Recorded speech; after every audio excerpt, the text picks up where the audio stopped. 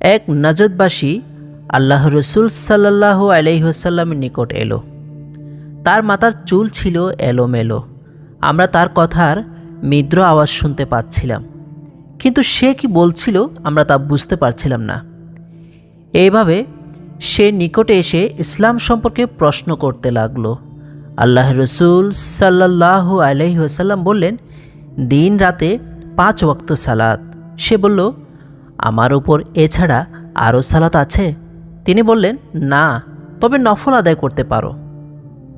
রসুল সাল্লাল্লাহু আলাইহি ওয়াসাল্লাম বললেন, আর রমজানের সম? সে বলল, আমার উপর এছাড়া আরও সম আছে? তিনি বললেন, না, তবে নফল আদায় করতে পারো। বর্ণনাকারী বললেন, আল্লাহ রসুল সাল্লাল্লাহু আলাইহি ওয়াসাল্লাম তার নিকট জাকাতের কথা বললেন। সে বলল, আমার উপর এছাড়া আরও আছে? তিনি বললেন, না, তবে নফল হিসেবে দিতে পারো।